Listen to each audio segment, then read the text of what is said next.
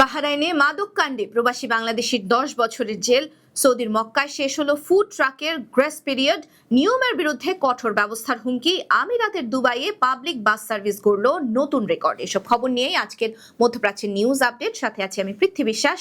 চলুন যাই বিস্তারিত খবরে। বাহরাইনে এক প্রবাসী বাংলাদেশিকে মাদক ব্যবসার অপরাধে 10 বছরের কারাদণ্ড এবং 5,000 বাহরাইনি দিনার জরিমানা দিয়েছে দেশটির ফৌজদারি উচ্চ আদালত। গ্রেফতার করার পর আইন শৃঙ্খলা বাহিনী তার কাছ থেকে বিভিন্ন ধরনের মাদকদ্রব্য জব্দ করে এবং তদন্তে প্রমাণিত হয় সে এগুলো বিক্রির উদ্দেশ্যে নিজের কাছে রেখেছিল।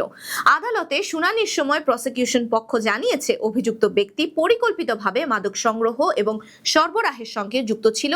সেই সাথে এটি শুধুমাত্র ব্যক্তিগত ব্যবহারের জন্য নয়, বরং বাণিজ্যিকভাবে বিক্রির উদ্দেশ্যেই করা হয়েছিল।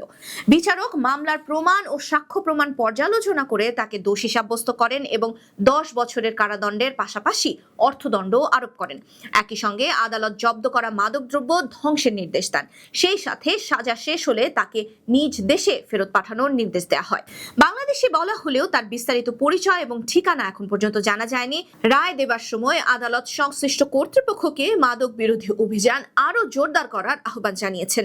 এই রায়ের মাধ্যমে দেশটিতে মাদক সংক্রান্ত অপরাধের বিরুদ্ধে কঠোর অবস্থানের বার্তা পুনর্ব্যক্ত করা হয়েছে বলে জিডিএন অনলাইনের খবরে জানানো হয়েছে। সৌদির মক্কা সিটি কর্পোরেশন লাইসেন্সবিহীন মোবাইল ফুড ট্রাকের বিরুদ্ধে কঠোর ব্যবস্থা নেওয়ার ঘোষণা দিয়েছে। ইতোমধ্যে নিয়ম লঙ্ঘন সংশোধনের জন্য দেয়া নির্ধারিত সময়সীমা শেষ হয়ে গিয়েছে। কর্তৃপক্ষ জানিয়েছে নগরের বাণিজ্যিক কার্যক্রমকে সুশৃঙ্খল করা এবং নগর পরিবেশ সংরক্ষণের অংশ হিসেবে এই পদক্ষেপ নেওয়া হচ্ছে।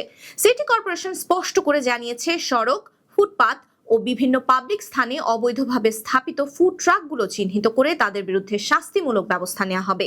আর এজন্যই ফুড ট্রাক মালিকদের 6 এপ্রিল থেকে 72 ঘন্টার একটি গ্রেস পিরিয়ড দেওয়া হয়েছিল, যাতে তারা নিজেরাই এসব ট্রাক সরিয়ে নিতে পারেন এবং শাস্তি এড়াতে পারেন। কিন্তু সময়সীমা শেষ হওয়ায় এখন আর কোনো প্রকার ছাড় দেওয়া হবে না।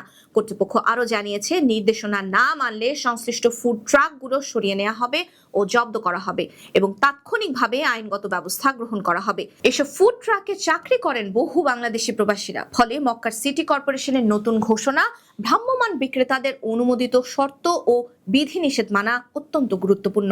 দুবাইয়ের পাবলিক বাসগুলো পুরো বিশ্বে নতুন রেকর্ড গড়েছে। দেশটির রোডস অ্যান্ড ট্রান্সপোর্ট অথরিটি দ্বারা পরিচালিত প্রতিটি বাস গড়ে 20 লাখ কিলোমিটারের বেশি পথ অতিক্রম করেছে, যা আন্তর্জাতিকভাবে একটি নজিরবিহীন অর্জন হিসেবে বিবেচিত হচ্ছে। দ্য গালফ নিউজের প্রতিবেদনে বলা হয়েছে আরটিএ দ্বারা পরিচালিত এই বাসগুলোর প্রায় 18 বছরের ধারাবাহিক সেবার মাধ্যমে এই মাইলফলক অর্জিত হয়েছে এবং এটি বিশ্বের বড় বড় শহরের পরিবহন ব্যবস্থাকেও ছাড়িয়ে গেছে। এত দীর্ঘ সময় ব্যবহারের পরেও বাসগুলো অত্যন্ত উচ্চমানের সার্ভিস প্রদান করে যাচ্ছে। প্রতিবেদনে উল্লেখ করা হয়েছে 2025 সালে এই সব বাসের কার্যক্ষমতা ছিল 93%-এরও বেশি এবং ত্রুটির হারও আন্তর্জাতিক মানদণ্ডের তুলনায় ছিল খুবই কম। কর্তৃপক্ষ জানিয়েছে এই সাফল্যের পেছনে রয়েছে নিয়মিত এবং উন্নত মানের প্রতিরোধমূলক রক্ষণাবেক্ষণ ব্যবস্থা, যার মাধ্যমে পুরনো বাসগুলোকে দ্রুত বাতিল না করে তাদের কার্যক্ষমতা দীর্ঘায়িত করা হয়েছে। ফলে নতুন বাস কেনার প্রয়োজন কমেছে এবং পরিবেশগত দিক থেকেও ইতিবাচক প্রভাব পড়েছে।